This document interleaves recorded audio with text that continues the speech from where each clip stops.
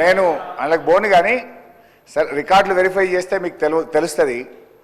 నేను ఎక్కడ కూడా విచారణ వేయమని అనలే. అక్కడ నుంచి బట్టి గారు లేచి వి వెల్కమ్ విచారణ, దానికి మేము వెనకకు పోము, వి వెల్కమ్. కానీ విషయం చెప్పదలుచుకున్నా అంటే ఎంత కన్వీనియంట్గా ముఖ్యమంత్రి గారు మాట మారుస్తారనేది రాష్ట్ర ప్రజలకు మీకు రికార్డులు చూస్తే తెలుస్తుంది.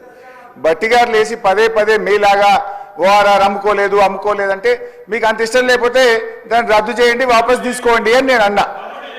అయితే ఇప్పుడు ముఖ్యమంత్రి గారు లేచి సరే విచారణ వేస్తామన్నారు, వి వెల్కమ్.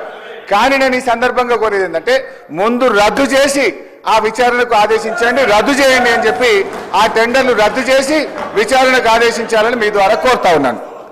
ఇకపోతే అధ్యక్ష నీకు దాంట్లో పోతే డైవర్ట్ అవుతుంది కనుక I will come back to అప్పులు. ఇకపోతే అధ్యక్ష కన్క్లూడ్ చేయండి హరీష్ రావు గారు. అరే ఎక్కడ సార్ ఇంకా సగం కూడా కాలేదు.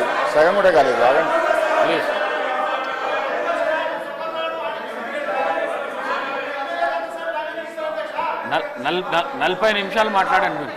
అంటే ఎన్ని ఇంటరప్షన్స్ సార్? ఇప్పుడు ముఖ్యమంత్రి గారు లేచిరి, బట్టి గారు 3 సార్లు లేచిరి, పొంగులేటి గారు లేచిరి, మా రాజగోపాల్ రెడ్డి అన్న గారు లేచిరి, ఇంతమంది డిస్టర్బ్ చేస్తే నేను అంటే వాళ్ళకి ఆన్సర్ చేయడానికి టైం అంతా పోయింది కదా సార్. 40 minutes మీరు మాట్లాడింది సార్. ఇది important subject sir, important subject sir.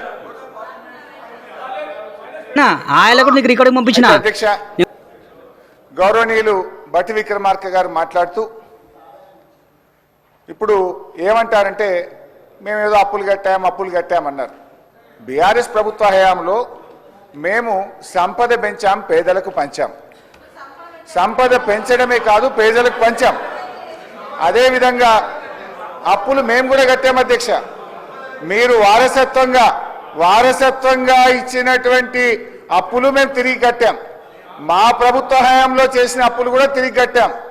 మా 9.5-10 ఏళ్ల పాలనలో దాదాపు 3 లక్షల కోట్ల రూపాయల అప్పులు మిత్తిలు బీఆర్ఎస్ ప్రభుత్వం తిరిగి చెల్లించింది. మేము అప్పులు కడుతున్నామని మీలాగా 6 గ్యారెంటీలు ఎగబెట్టడమో 13 హామీలు 400 హామీలు బీఆర్ఎస్ పేరు చెప్పి తప్పించుకునే ప్రయత్నం మేము మీలాగా చేయలే. మేము ఆనాడు కాంగ్రెస్ పేరు చెప్పి మేము తప్పించుకోలే. కానీ మీరేమో బీఆర్ఎస్ పేరు చెప్పి అప్పుల పేరు చెప్పి 6 గ్యారెంటీలను ఎగవేయించాలని 6 గ్యారెంటీలు వాయిదా వేసే ప్రయత్నం చేస్తున్నారు. గౌరవనీయులు బట్టి విక్రమార్క గారు బాండ్ పేపర్ మీద సంతకం పెట్టించిండు. ముఖ్యమంత్రి గారి సంతకం బాండ్ పేపర్ మీద, బట్టి గారి సంతకం 100 రోజుల్లో 6 గ్యారెంటీలు అమలు చేస్తామని చెప్పి ఇవాళ ప్రజల్ని మోసం చేసింది కాంగ్రెస్ పార్టీ. ఏమైంది? మహాలక్ష్మి 2500 ఏమైంది? అవ్వాతాతల 4000 పెన్షన్ ఏమైంది? రైతు భరోసా 15,000 ఏమైంది?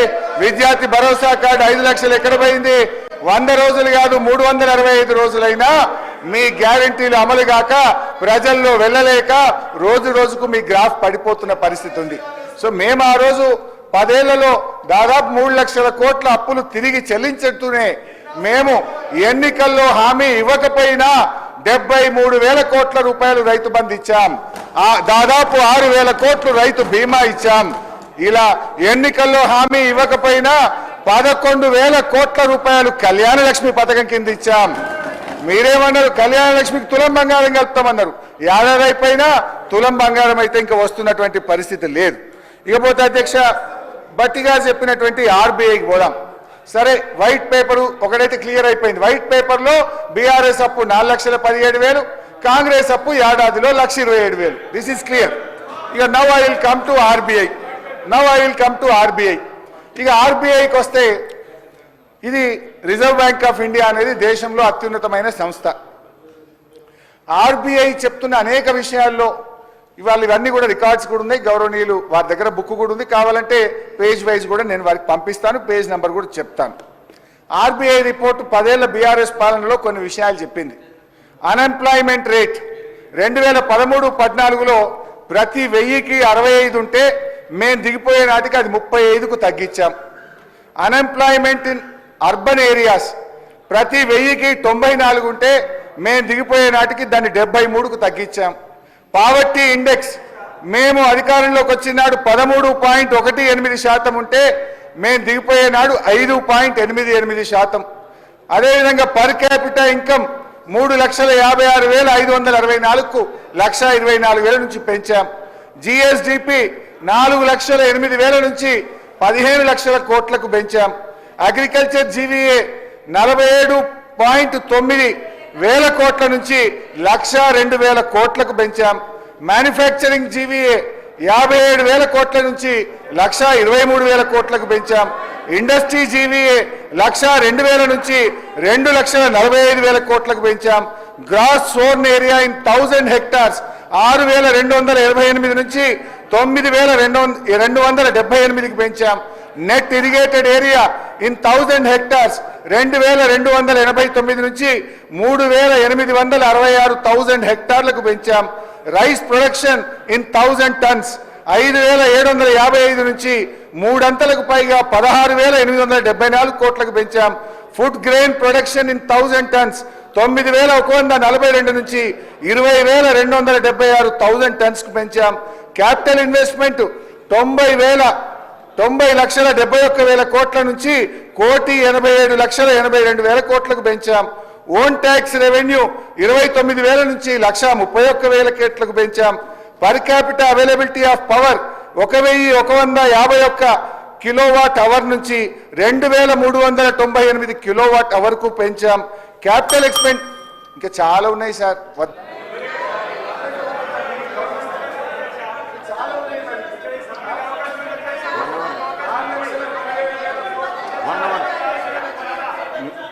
నాలుగు 4,17,000 కోట్ల అప్పు తెచ్చి ఏం చేసిండు అంటే మరి ఏం చేసినామో చెప్పాలి కదా అధ్యక్ష. ఇలా పెరిగిన ఆదాయం చెప్పాలి, మేము ఎన్నో విషయాలు కూడా చెప్పాలి కదా. ఇందాక బట్టెన్న మాట్లాడుతూ ఉచిత కరెంట్ మేమే ఇచ్చిన అన్నాడు.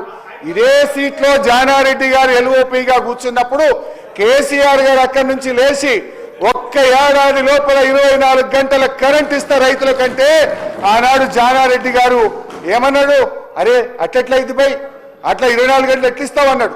ఆనాడు కాంగ్రెస్ ఇచ్చిన కరెంటు 7 గంటల కరెంటు, పొద్దుందాకా 3 గంటలు, దొంగ రాత్రి 4 గంటలు, ఉత్తుత్త కరెంటు, కాలిపోయే మోటార్లు, పేలిపోయే ట్రాన్స్ఫార్మర్లు.